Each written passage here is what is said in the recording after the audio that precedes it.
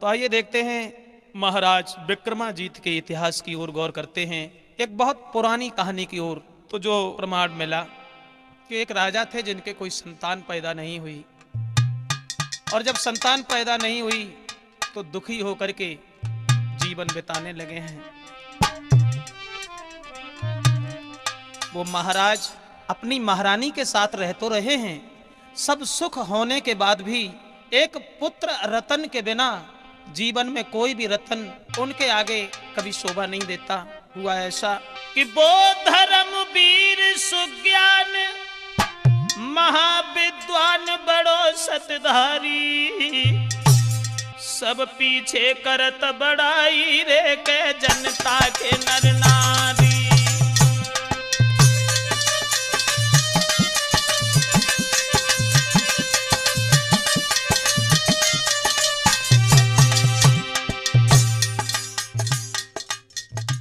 समाज के लोग जिनका सम्मान करते हैं, सब कुछ है, लेकिन इनके कोई संतान पैदा नहीं हुई। ए धर्मवीर सुज्ञान महाविद्वान बड़ो सतधारी, बड़ो सतधारी, हर पीछे करत बड़ाई रे के प्रजा के नर नारी। लेकिन पर है नहीं कोई संतान, बड़े हैरान दुखी दिल भारी। है बिन बेटा के भाई जीवन की खुआरी।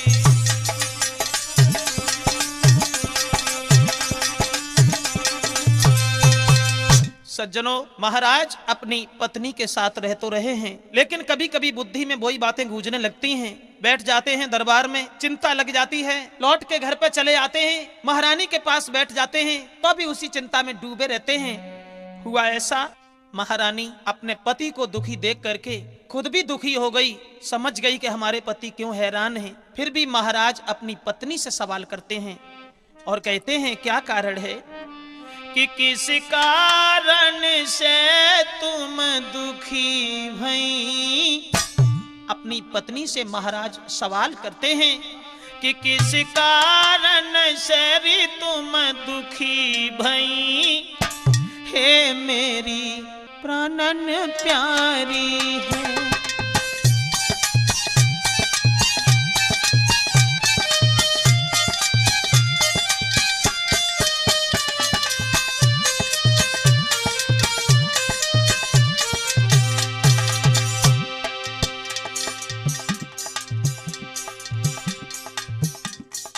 अपनी उदासी छोड़ दी और अपनी पत्नी से पूछ बैठे हैं, कहिए कहिए किस कारण से तुम दुखी भई।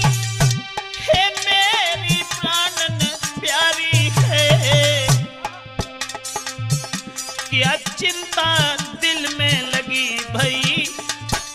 अरे सोच मेरे दिल भारी है।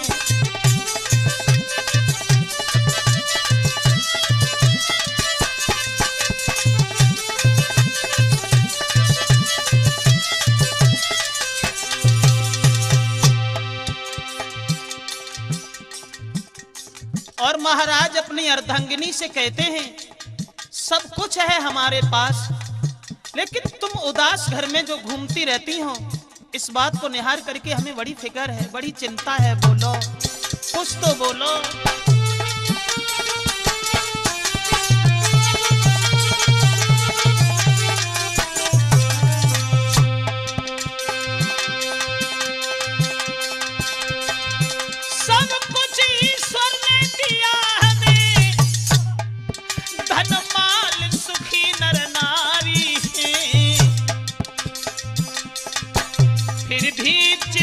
में फंसी रहे ना जाने क्यों घरवारी है।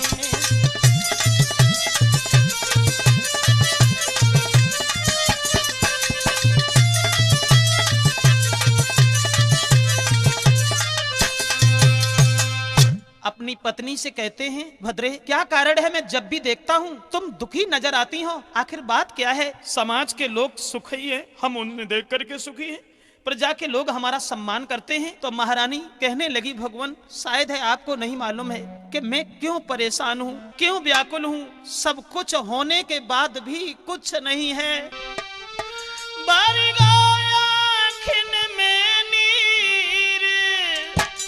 हरे बंधे नाई धीर रोई गई रानी, और न घर में कोई संतान सैया हुई रही है बदनामी।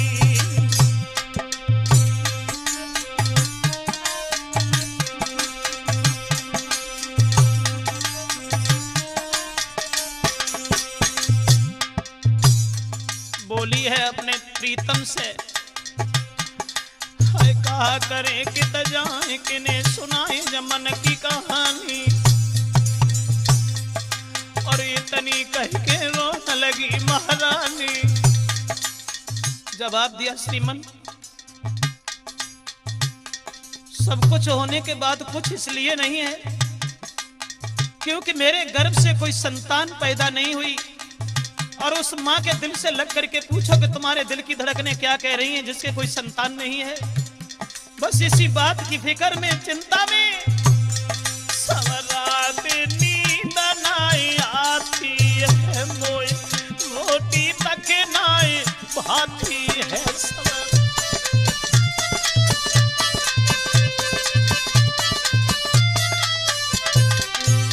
दिला एक या बेरे एक जाती है बैरनी, मोती नाई मोई आती है बैरनी।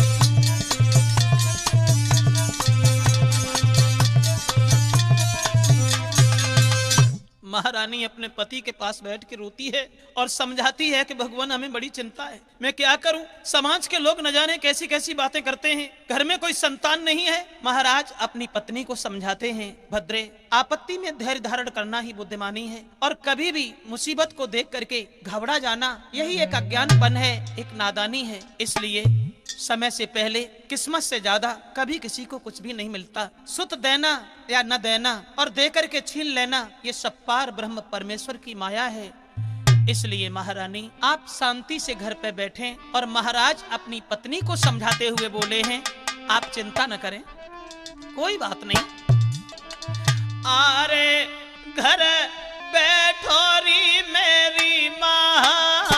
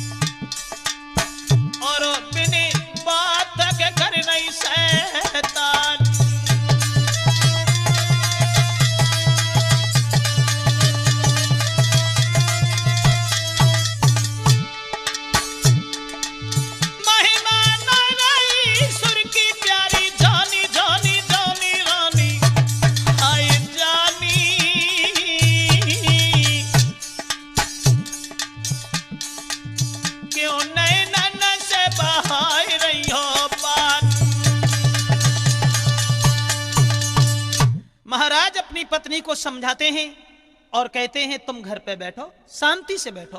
अरे बिना मतलब की बातें अच्छी नहीं हैं।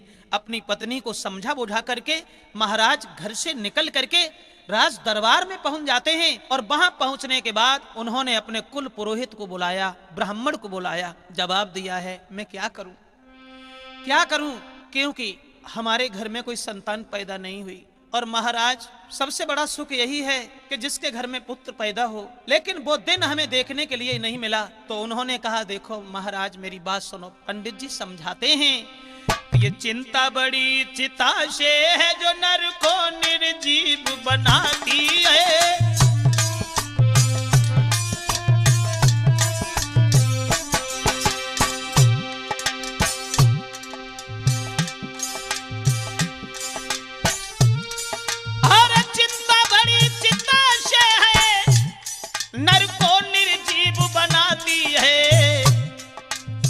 को चिता जलाती है, चिंता जीवित को खाती है।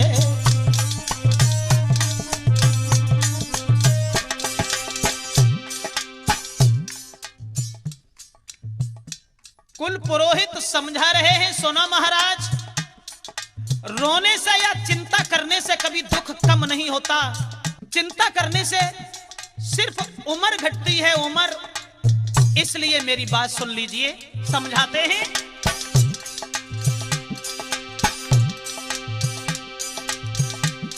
ए दुख निवारण को राजा केवल ईश्वर की भक्ति है। भक्ति की शक्ति से जग में दुखों से दूर कर सकती है।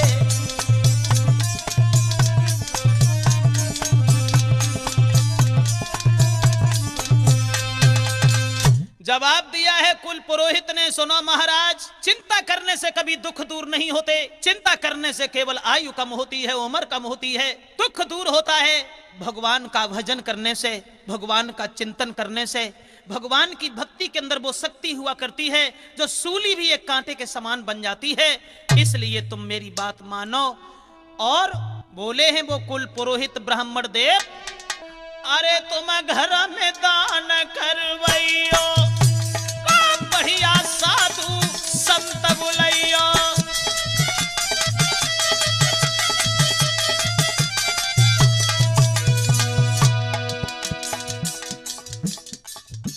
एक बड़ा समझदारी की बात कहते हुए कुल पुरोहित बोले हैं, सुनो महाराज, संसार में सुखी कोई नहीं है।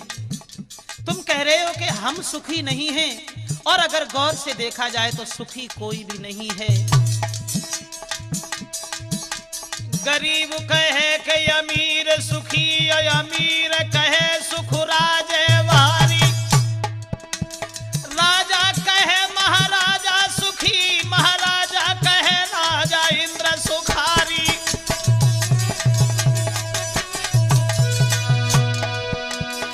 इंद्र कहे विष्णु जी सुखी, विष्णु जी कहे कि सुखी त्रिपुरारी। अरे सोच समझ विद्वान कहे हरि भजन बिना सब जीव दुखारी।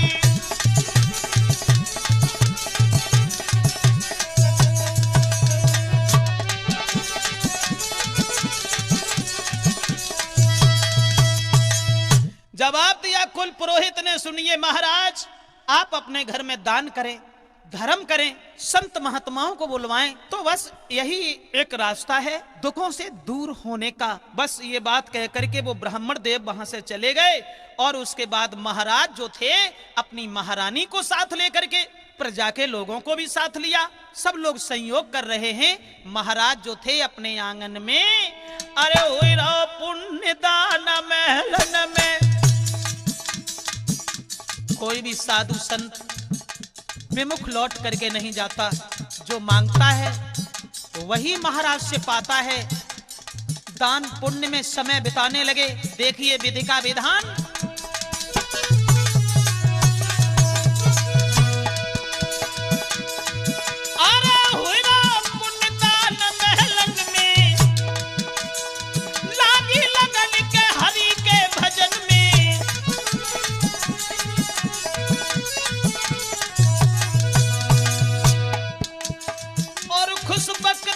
छाई गई तन में,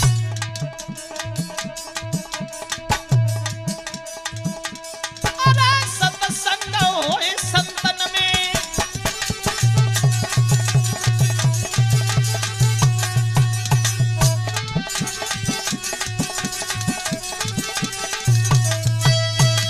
देखिए विधि का विधान। महाराज अपने कुल पुरोहित के कहने पे दान कर रहे हैं, धर्म कर रहे हैं। जो भी संत आता है, जो कुछ कहता है वो दे देते हैं। इधर तो दान हो रहा है, संत महात्मा आ रहे हैं, कहीं संत बैठे सत्संग कर रहे हैं, कहीं बीड़ा बजा करके भगवान का भजन कर रहे हैं। लेकिन तब तक एक बूढ़ा साधु उधर से निकल करके आया। महाराज और महारानी के पास पहुंच करके साधु ने अपनी झोली से फल को ददा निकारो।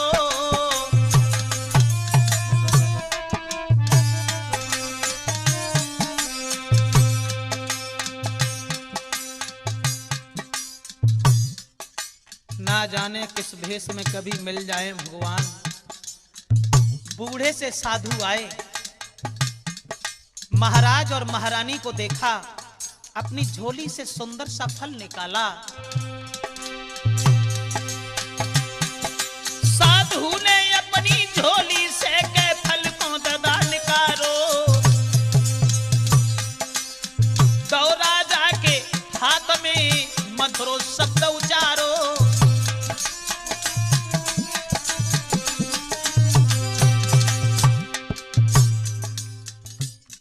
फल लिया, महाराज को दिया।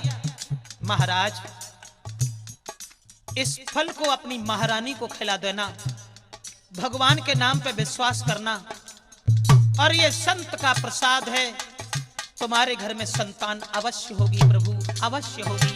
बोले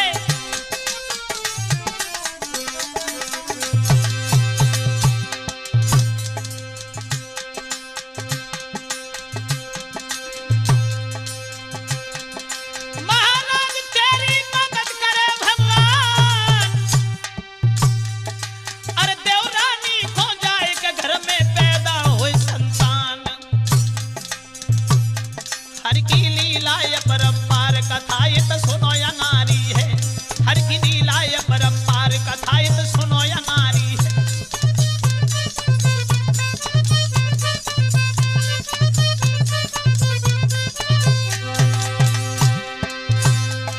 ए सुनो या नारी हरे कथा अब सुनो या नारी, हरे कथा अब सुनो या नारी है, प्रभु की महिमा ये परम्पार कथा ये तो सुनो या नारी।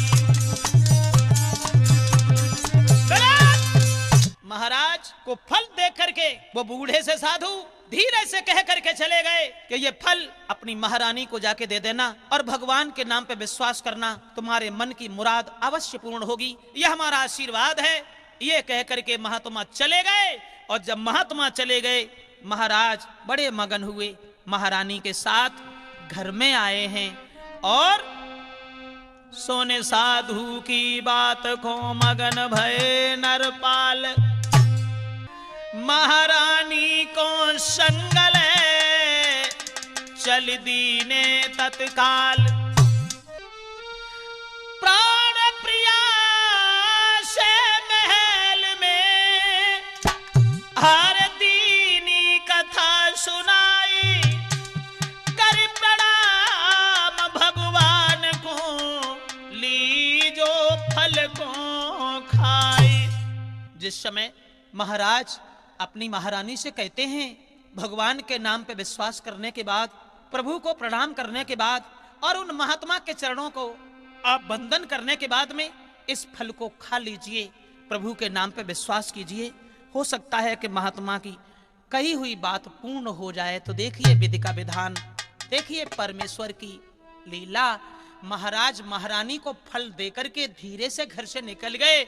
महारानी जब घर में बैठ जाती है, पति के चरणों का ध्यान करती है, और इतना ध्यान रखना, पति ही सर्वस्व होता है, पति के चरणों में ही पत्नी का स्वर्ग होता है। अनसुईया ने भी सीता को उपदेश देते समय कहा था कि स्त्री जन्म से ही अपवित्र हुआ करती है और पति की सेवा के अलावा स्त्री के पास दूसरा कोई चारा, कोई सहारा नहीं होता है। इसलिए महारानी ने भी वही किया। अरे पति को रे या बसी सरे नावायो,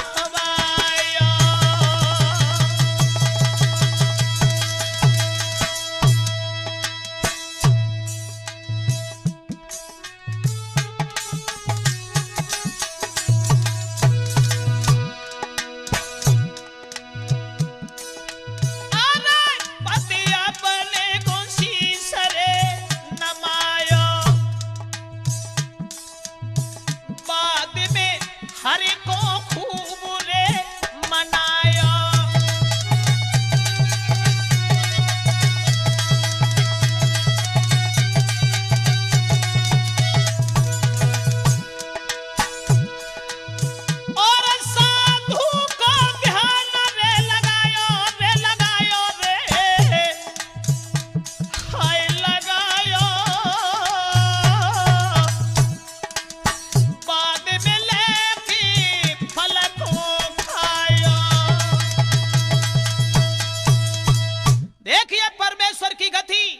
महारानी अपने पति की आज्ञा का पालन करती है और उस फल को लेकर के भगवान के चरणों का ध्यान करके खाना आरंभ करती है।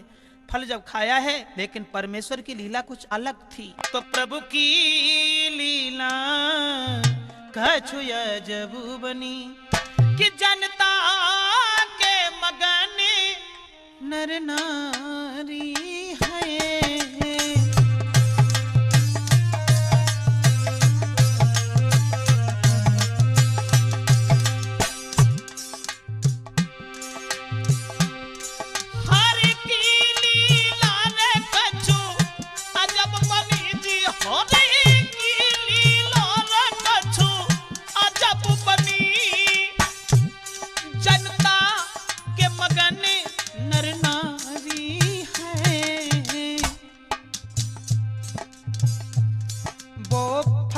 खाते ही आंगन में भई गर्भवती घरवाली है।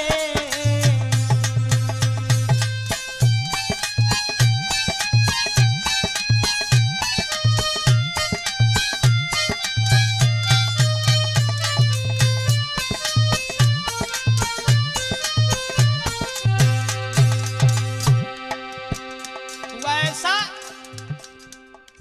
फल खाने के बाद में महारानी गर्भ धारण करती है। संत की कही हुई बात सच हुई, ऐसा ही नहीं। हर और खुशी की लहर जगी रे, हर और खुशी की लहर जगी। घर घर में सुंदर दान हुए, सुबह घड़ी भवन में आई है, सुबह घड़ी भवन में आई है। उन पर सीधे भगवान हुए।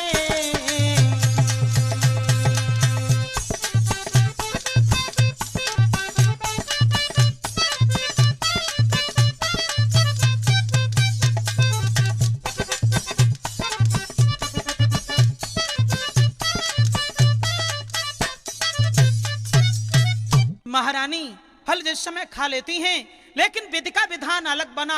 महात्मा की कही हुई बात सच हो गई। महारानी गर्भ धारण करती हैं। प्रजा के नर नारियों के चेहरा खिल गए, वो रंज एक खुशी में बदल गई। धीरे धीरे धीरे धीरे समय गुजरता चला गया और प्रसव का वक्त आ गया। जब प्रसव का समय आया है, बड़ा सुंदर एक पुत्र पैदा होता है। और जब महारानी के पुत्र जन्म लेता है आंगन में, इसी खुशी में हरे द्वारे पे बजी बधाई।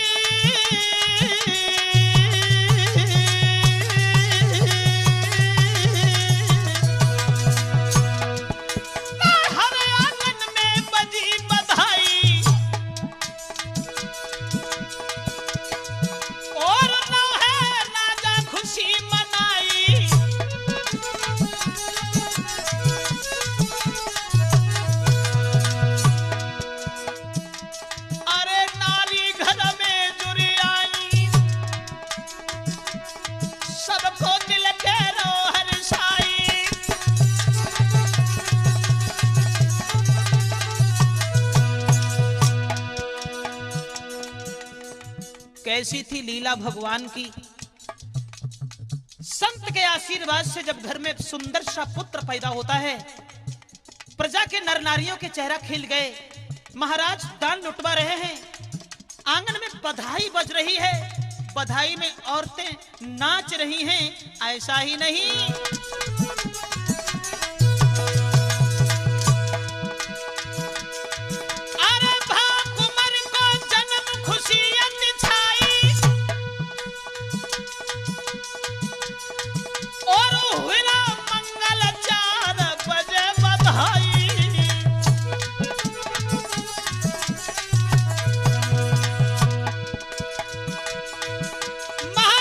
सबके दिल भारी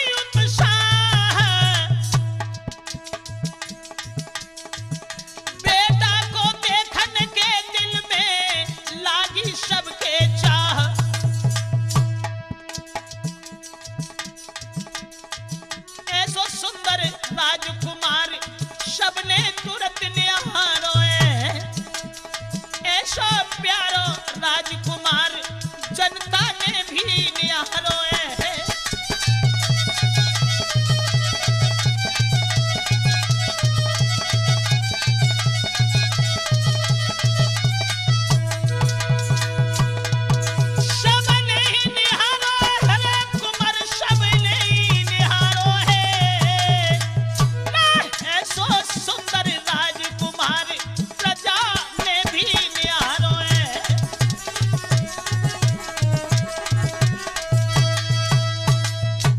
इधर जिस समय पुत्र पैदा होता है उसकी खुशी में आनंद में सब लोग झूम रहे हैं और पुत्र को दुआएं दे रहे हैं, घर में बधाई बज रही है।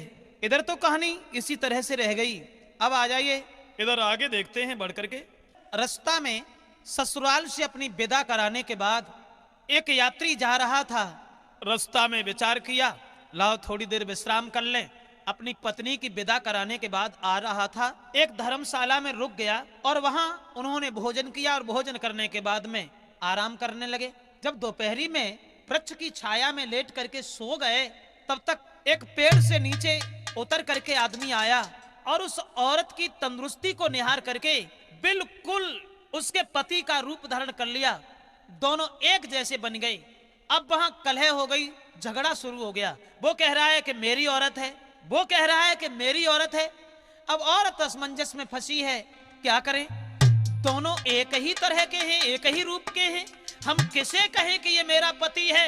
औरत बहुत दुखी है, बहुत परेशान है और वो उधर खींच रहा है, वो उधर खींच रहा है। स्त्री एक है, पुरुष दो ही। कलह हो गई। हुआ ऐसा, झगड़ा में आगे बढ़े न करी अबारी।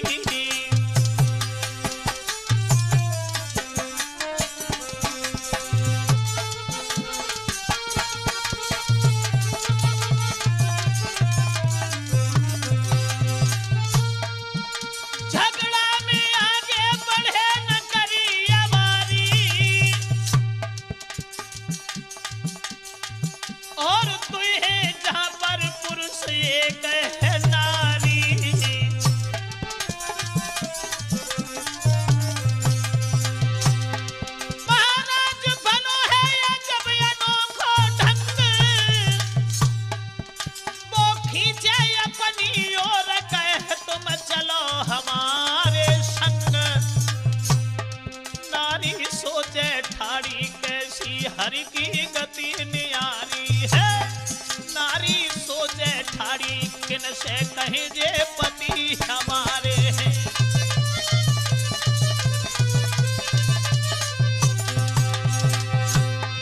और पति हमारे हैं के हुए जुल्म करारे के कौन से पति हमारे हैं। नारी सोचे मन में खड़ी कौन से पति हमारे।